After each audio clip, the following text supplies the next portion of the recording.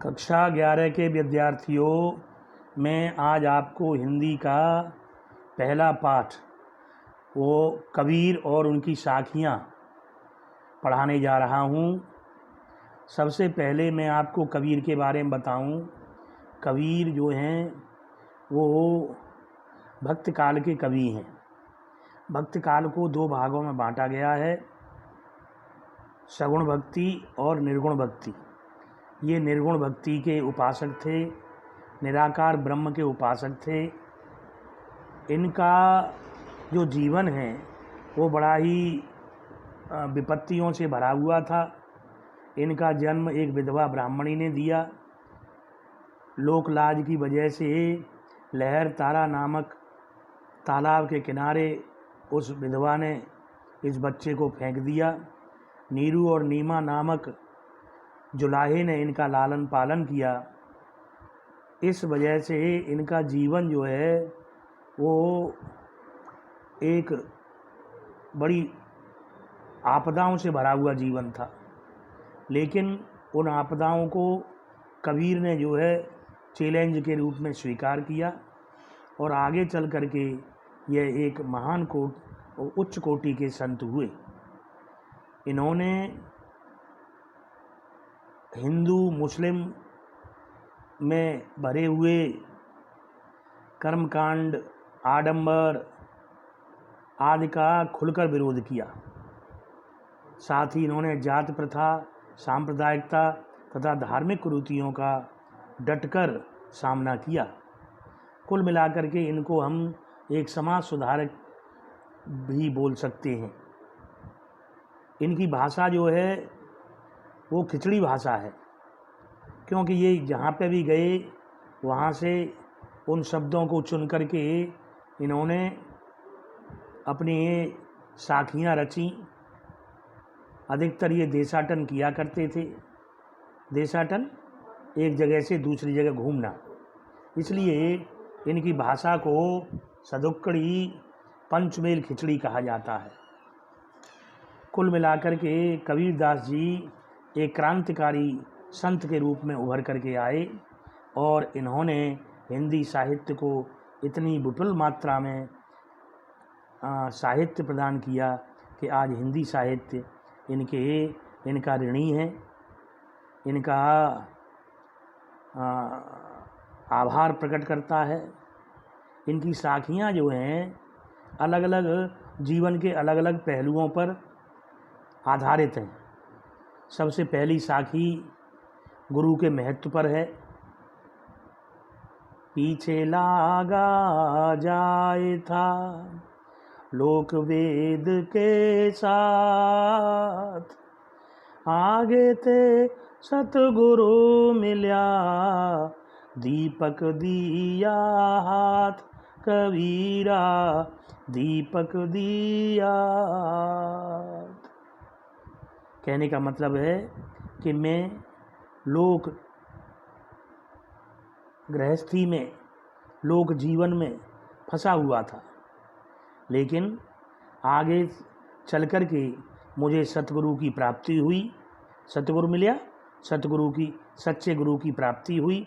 उन्होंने मेरे हाथ में ज्ञान रूपी दीपक थमा दिया, जिससे मेरा अज्ञान रूपी अंधकार समाप्त हो गया। कुल मिलाकर के गुरु का महत्व जो है इस साखी में उन्होंने बताया है। दूसरी साखी प्रेम के ऊपर आधारित है। कबीर बादल प्रेम का हम पर बरसाए, अंतर भीगी आत्मा हरी भरी बन राय, कबीरा हरी भरी बन राय। कबीरदास जी कहते हैं कि मेरे ऊपर प्रेम के बादल ने मेरे ऊपर वर्षा कर दी। सीधा सा अर्थ है, जिससे मेरी अंतरात्मा हरी भरी हो गई। प्रेम ही इस संसार में सृष्टि का आधार है। हम सबको भी प्रेम से रहना चाहिए। प्रेम के बिना इस संसार में कुछ नहीं है। जहाँ प्रेम नहीं है वहाँ जीवन रेगिस्तान बन जाता है, तपती हुई धूप बन जाता है। अगर जीवन में प्रेम है तो सब जगह हरियाली दिखाई देती है। बासरे सुख नारायण सुख, ना सुख सपने उमा, कबीर बिछुड़िया राम सू, ना सुख धूपन छा, कबीरा ना सुख धूपन छा। यहाँ कबीरदास जी की आत्मा परमात्मा के लिए, परमात्मा के मिलन के लिए तड़प रही है। कबीरदास जी कहते हैं बासुर माने दिन, न दिन में सुख है, रैण माने रात, न रात में सुख है, न सुख सपने उमाएं, और सपने में भी सुख नहीं है। जब से कबीर राम से बिछुड़ा है तब से न सुख धूप में है न छाँव में है। अर्थात राम माने ईश्वर, उन्होंने राम शब्द का जहाँ पे भी प्रयोग किया है वो परमात्मा परमेश्वर के लिए प्रयोग हुआ है। वो निराकार भक्ति के उपासक थे, लेकिन फिर भी उन्होंने राम शब्द का प्रयोग किया है जो कि ईश्वर का द्योतक है।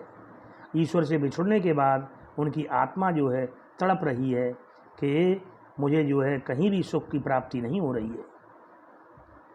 मुआ पीछे जिन मिले कहे कबीरा राम, पाथर घाटा लोह सब पारस कोणे काम, कबीरा पारस कोणे काम। अगर मरने के बाद मुआ पीछे जिन मिले, अगर मरने के बाद जिन माने मुक्ति, तो कबीरदास जी कहते हैं कि वो किस मतलब की मुक्ति अगर हमको मिले तो जीते जी मिले। उसी प्रकार जैसे पारस पत्थर का कोई काम नहीं है जब तक कि वह लोहे को सोने में न बदले। पारस पत्थर एक ऐसा पत्थर होता है जो कि लोहे को सोने में बदल देता है।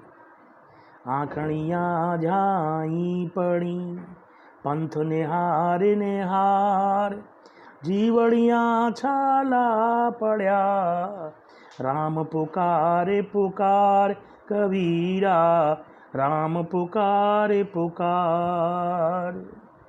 मेरी आँखों में झाई पड़ गई, हे प्रभु तुम्हारा रास्ता निहारते निहारते। मेरी जीभ में छाला पड़ गया, हे प्रभु तुम्हारा नाम पुकारते पुकारते। तो इस प्रकार की भक्ति जो है, कबीरदास जी ईश्वर की भक्ति में संपूर्ण रूप से सरोबोर थे। वो ईश्वर की भक्ति में तल्लीन हो जाया करते थे।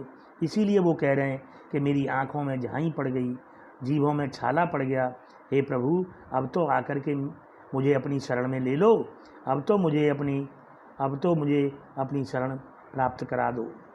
तो इस प्रकार मैंने आपको आज 5 साखियों का अर्थ किया है। अगले पीरियड में मैं फिर आपको 5 साखियों का अर्थ बताऊंगा। जब तक आप कवि परिचय के साथ इन 5 साखियों का अर्थ अपने रजिस्टर में लिखिए। मैंने आपको पहले बताया था कि रजिस्टर एक बनाइए जिसमें आधा भाग लिटरेचर के लिए और आधा भाग ग्रामर के लिए। तो उस लिटरेचर वाले भाग में इन 5 साखियों का अर्थ लिखिए और इनको अर्थ को मुझे दिखाया करिए। आप दिखाते नहीं हैं, कोई काम मुझे करते हैं तो एक आध बच्चे का मुझे मिलता है। आप सब लोग जो है टेक